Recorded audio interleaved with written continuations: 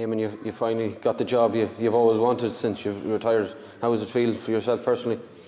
Yeah, listen, it's a very special occasion, Gavin. I think it's obviously one you won't necessarily dream of, because when you're as a player, you obviously want to play this for as long as you can, and then one thing leads to another. You find yourself in management, club management, or whatever it might be, and you get involved in some capacity with Sligo. And obviously for me, it was something I wanted to do a while back, and the opportunity never came, but it has come now. So I'm just very, very proud. So proud for myself, my club, my family. They're the ones that mean the most to me, to be quite honest with you. But it's important as a collective group for Sligo just to all come together and support the group of lads that'll be representing Sligo going forward. So yeah, really delighted to be involved with Desi and Con and the wider management team. Unique as well to be joint managers. You had plenty of good days and some bad days, but you'll be hoping for a lot of good days over the next year in particular, and whatever happens after that. You have plenty of bad days, Gavin, unfortunately, and unplanned ones. But yeah, listen, we've had good times. Myself and Desi have told together, through thick and thin, and we've travelled the length and breadth of the country, and we sat together on the bus. You sometimes sit together in dressing rooms, and you see, we saw each other as well as Con. We saw each other at a roast and most emotional at times, and be that good or bad. And you get to know people very, very well and what makes them tick. So obviously we have a great relationship now, and we'll continue that going forward.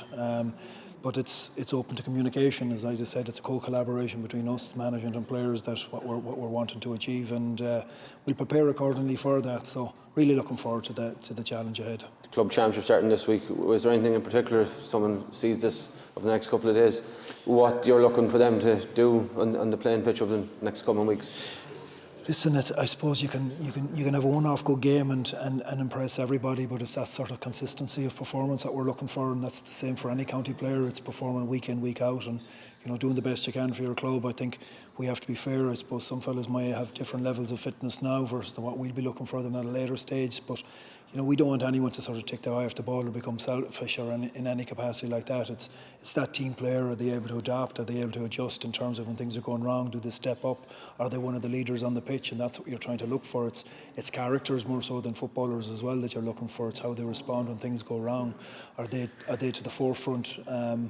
Why you came back in, how you chased a lead or a deficit. It's personalities we're more so looking for, Gavin. So but we'll throw the net very, very wide. And again, the door is open, as I said, to everybody. If you feel that you offer something, feel free to come in and show us what you've got, and we'll assess you very, very fairly. As I said, there'll be no discrimination between any clubs here. It's, if you want to play for Sligo, come in and show it. And I think, I know sometimes that can be words, but we have to back it up with actions. And I'd plead to anyone that wants to play for Sligo, please come forward and put your hand up and show us what you got. Lastly, you came in the 90s yourself as a young player. As you said, some good days and some bad days, but you were also with the under-20s with Desi. Is football in the county in a better place than maybe when you started representing the county at senior level, or how do you see the future of Sligo football currently? We're going way back into the early 90s there, Gav. It was one of those times where Lord rest poor Johnny Stinson and Mick Laffey, who's father of current Sligo player Peter, they took charge of the management team, and they were probably younger than what I am today at the time, and they put a huge pile of faith in a pile of young fellas at the time. Obviously, we were quite competitive at under 21 level, and we had a squad of fellas there, so we were all drafted in, and they took a punt on us. Was Sligo football in a better place then? Obviously, we were always going to be challenging, or trying to challenge, but we spent a lot of time down in Division 4. But we navigated our way through all of that, and if it wasn't for them putting the faith in us, people like Mickey Moore coming through or Peter Ford wouldn't have availed of that. So you have to start somewhere. But yeah, I was involved with Desi, and those young fellas have been coming through. Some of them have fallen away or haven't got the opportunity. So where Sligo football is, it is where it is. Everybody will have a different level of saying it could be better, it should be. We're punching above our weight. We have to just take it and bring it forward. I think it's in a good place. I think the new rules will suit Sligo as a footballing team. I think we've got footballers. I think.